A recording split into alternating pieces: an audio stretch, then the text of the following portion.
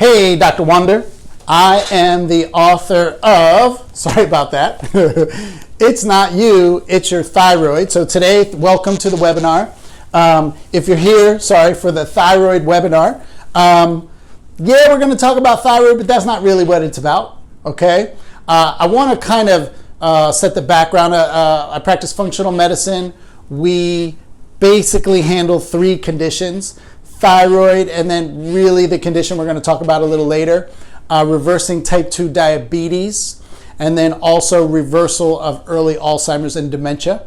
But first I want to go in. I've been doing this for 22 years, spoke all over the world, things like that. Let's get into the bulk. Typically you're a woman, you don't have to be, but typically you are, and you start having some symptoms. Maybe you can't lose weight despite a good diet and exercise and proper nutrition, at least what you know. Hair thinning, falling out, can't fall asleep, can't stay asleep, and even if you do sleep, when you wake up, you're still tired. That's something called wired and tired. Life-changing fatigue, okay? Constipation, could be diarrhea also, constipation. Suffered also maybe from infertility. Moody, temperature change, like hot bothers you or cold bothers you. Brain fog, like bad. We had a patient, they had so bad brain fog that they got a program that I learned, I didn't know about, it's called a Boomerang from Google, where she could line up her emails at 9 in the morning when she said she was fresh, and then program them to send them to her boss at 3, 3:15, 3:30, etc. So those are the main symptoms. So you start having those symptoms and you're like, hey, man, I need to get this checked out. So you go to your doctor, it's what you're supposed to do. By the way, what do they call the person who graduates last in medical school? Doctor, that's right. So even that doctor, they hear those symptoms, can't lose weight, moody, constipation, brain fog, hair issues. They say, hey, that sounds to me like a thyroid issue. So they do some blood work, right? And they do a marker, you should know this, called TSH, thyroid stimulating hormone. It comes from your pituitary gland. And you get a call about 2-3 days later, maybe from the office, and they say, hey, Mrs. Jones, you need to come in. Doctor got your blood work back. And so you're like, well, off the other end of the line didn't sound too good, but you're concerned. But you go in and you make an appointment, and eventually you go in and the doctor says, hey, Mrs. Jones, I want to tell you, you have something called primary hypothyroidism. Here, take this. And this is a script that begins with S, ends with D, and sounds like, that's right, Synthroid. Or it begins with L, ends with E, and sounds like, yeah, levothyroxine. By the way, it's the #1 prescribed drug in America, over 23 million a month. And so, actually, you're happy. You're like, I knew something was wrong. The doctor found it. I got to take this thing. Okay, good. Life is good. And then here's when you guys you fall into 3 different categories. Sorry. First one's about 90% of you. Big percentage. You go back for your follow-up. You go for blood work. And the doctor says, hey, we're good. Your TSH is now normal. Air quotes on purpose. You'll learn about that later. And then you look at the doctor like he or she is crazy. Why? Because the symptoms you had before are worse. And now you have more of them. Okay, so that's 90% of you. 9% of you, roughly, you go in and the doctor says, listen, the dosage was off. I got to raise it. I got to lower it. I got to raise it. I got to lower it. Or maybe I'm going to try a different medication. Not usually in the beginning, but maybe later on. And typically, either every time or maybe every other time that you go, that's what's happened. So they can never get the dosage right. So that's 99% of you. 1% of you are actually diagnosed with hyperthyroidism, or Graves, which is an autoimmune disease. And what happened is they said the treatment for that is either to radiate your thyroid or take out part or all of the thyroid. And so after they do that, about 3 to 6 weeks later, you're in the boat with the 99% because now you're hypothyroid. And if I was in a group live setting, which I normally am, everybody would be shaking their head. And unfortunately, that model of treatment is really stuck in the 1960s. I mean, how many of you would be upset to know that on the low end, 90%, and on the high end, 97% of you don't even have a thyroid issue? You have a different issue, but we'll get to that a little bit later. Now, when people tell me, they said, well, my doc checked my thyroid, okay? So that's not specific enough. So what that typically means is you had your TSH checked, right? Maybe some of you had free T3 and free T4, but that's 3 of about 11 markers. So a full thyroid panel consists of TSH, free T3, total T3, T3 uptake, reverse T3, total T4, free T4, free thyroxine index, anti-thyroglobulin antibodies, and thyroid peroxidase antibodies. I'm not reading off of anything. I usually have a whiteboard, but I think I hit them all. That is a full thyroid panel. Now, if you wrote those down or looked them up on Dr. Google, and you say, hey, I'm going to go to my doctor and have him run those markers, 50% of your doctors are going to be like, well, no, we don't run those markers. What we do is we look at your TSH and we modify your medication, and that's what I was trained to do. And your doctor's right. That is what they were trained to do. And then the other 50% will say, okay, let's run them. And then they run them, and then the test results come back in a couple days, and they say, you know what, your T3 is high, and your reverse T3 is low, and this is high. And then you're like, great, I knew that. What do we do? Oh, you just keep taking your Synthroid and keep taking your levothyroxine or whatever you're on. And so the problem is there's no medication in the traditional, what I call the pill for an ill model. There's no model for that. And I'm here to tell you, I don't know when you're watching this webinar, this video, but right now we're in the middle of COVID-19. And having an autoimmune issue, if you have it, or an immune system problem, you're at a higher risk, like my diabetic patients, for having an issue with catching that. So eventually, people need to start valuing your health. You need to know it comes from the inside, not from the outside in, but that's not what today's about. So, the full thyroid, I mean, that's a part of it. So from the Journal of Endocrinology and Metabolism, it says that 90 to 97% of you don't have a thyroid issue. What you have is your primary mechanism or cause is an autoimmune disease called Hashimoto's. You're now all fluent in Japanese. Dr. Hashimoto discovered Hashimoto's in 1895. So it's nothing new. Like if you went to your doctor and say, hey, you heard of this Hashimoto's thing? They're all going to say yes. Well, if they don't say yes, you probably should get another doctor, but that's another story. But they've heard of it. No one's going to say no. So, but here's the problem. It's an autoimmune disease which attacks the thyroid. It's not the same thing as having a thyroid issue. So having thyroid hormone for your treatment for a problem which is an autoimmune disease is like me giving you an eye exam and then giving you a knee brace for the treatment, or an elbow brace for the treatment. You can't see my knees right now, right? So here's the thing. If we were in a group setting and I said, hey, raise your hand if you've actually been diagnosed with Hashimoto's, and then, usually it's maybe 1 and 2 in about 50 people. It's very low. And then I go around and I said, hey, what's your treatment plan? And they all said, well, Synthroid, levothyroxine. So the treatment plan didn't and doesn't change, okay? So it's crazy. It frustrates me so much because all the literature is out there. Okay, so here's the deal. Autoimmune diseases are genetic, meaning if you have Hashimoto's or Graves or any other autoimmune disease, someone else in your blood family has an autoimmune disease, okay? And it doesn't have to be the same one.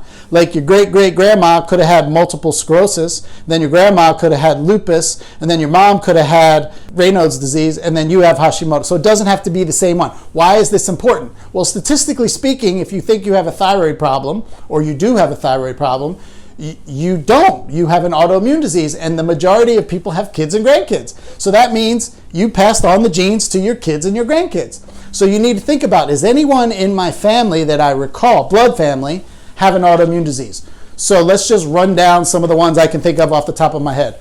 Type 1 diabetes, rheumatoid arthritis, psoriatic arthritis, eczema, psoriasis, ulcerative colitis, fibromyalgia, Hashimoto's, Graves, multiple sclerosis, lupus, these Raynaud's syndrome, endometriosis. These are all autoimmune diseases. So if someone you can think of has had that diagnosis, then it's a probability that you have the autoimmune disease.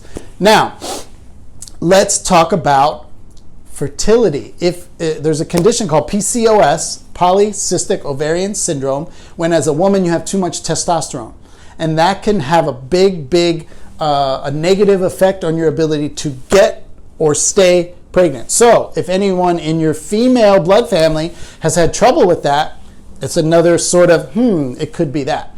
And the problem with autoimmune diseases is this. They don't fall into the box. Like there's no like traditional way of handling it, okay?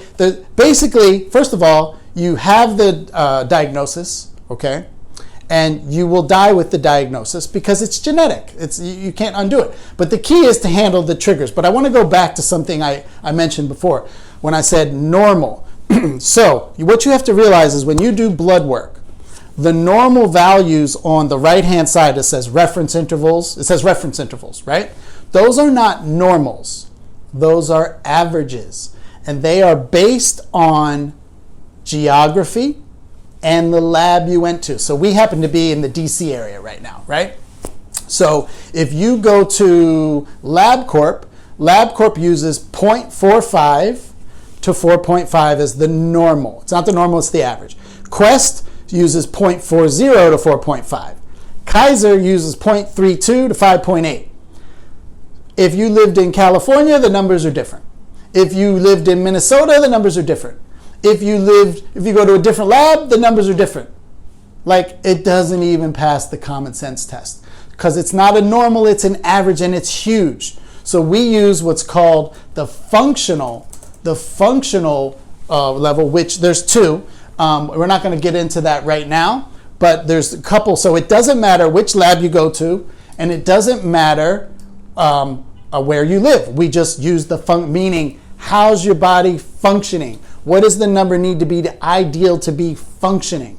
Okay. Now, the first thing that needs to be done in a person is, hey, let's figure out if you have Hashimoto's. So that's sort of the first test that's done on people who don't know, right?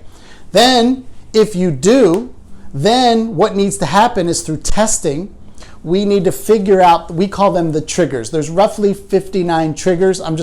You could have fatty liver, leaky gut. You could have adrenal fatigue. You could have food sensitivities. You could have heavy metal issues. You could have biotoxins. You can have inflammation, inflammatory markers out of the wazoo. You can have as many things wrong. But if we find which of these triggers are problems with you, and then we customize a plan based on your specific triggers, well, then we can come up with the plan to customize based on your testing results. And then so we handle the triggers. You still have the Hashimoto's or whatever autoimmune disease you have, but you don't go through life feeling like crap, right? And you patients, you guys feel, the problem is this, you know something's wrong, but you go to the doctor who's supposed to know more than you, and they're not really just equipped to help you. So you have a skin issue and you go to the dermatologist, and you can't sleep and you go to this doctor and you get your Ambien, and you go to an endocrinologist and you get your thyroid hormone, and you go to your GI doctor to get your stomach, and then you're feeling depressed and blue and you go to get some anti-anxiety medication. So you're going to this doctor for this doctor for that, and nobody says, hey, this is a person who has multiple issues, who needs to be looked at as a whole, and we need to integrate every single organ and system that they have going on in their body. But when we can do that, we can come up with a plan. Now, here's the problem. As a patient, because we only take 8 cases per month of this, you might say, I want to get this handled, and then you say, okay, I'm going to do the testing, and then you hear what you have to do, and you're like, woo, my motivation wasn't what it needed to be. So you must have the proper level of motivation. Our program's based on 3 basic pillars. Focus, you're going to have to focus, okay?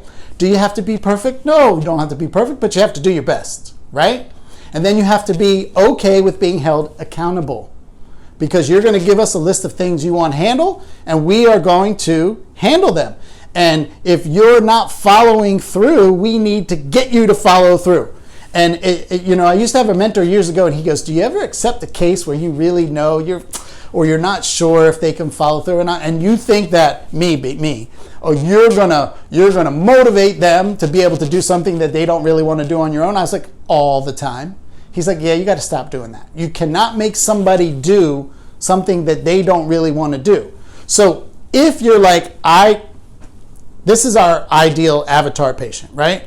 You know something's wrong. You've done some things, maybe successfully, maybe not, I don't know. But you're like, I just can't get to the next area. But if somebody told me what to do, who knew about these issues and could put together a doable, winnable, step-by-step plan, and that if I could follow that, it would work, then you are a good fit, okay? What are some non-negotiable things? So you'll have the ability to have a consultation and or see if you have the Hashimoto's, right? Because that's first what we have to do. If you already know, you just have the consultation. If your health is your number one priority, you're going to be a good fit. Okay, if you have the right focus and priorities, you're going to be a good fit. If you have a spouse, boyfriend, girlfriend, fiance that you eat a lot of meals with or live with, they have to come to the consultation. Why? Non-negotiable, by the way. Why? Because we have to determine and evaluate their ability to help you. Sometimes, listen, the spouse and significant other, they can either be the best supporting person or the worst. And so we have to determine that, right? Because we need to make sure we're picking the right fit so we get you good results, okay? Here's like I said before, we're in the middle of COVID-19. All the treatment can be done virtually, okay? What we've learned through having to be in quarantine is that we don't need to see you in person. We've been doing this for years anyway, but now it's like, well, now you don't have to what? Take time off of work, get into traffic, drive through traffic, come to the office, wait in the office, and then have your, like, we are making it uber super efficient for you. Everything can be done virtually, right? We have technology where you can contest us through an app.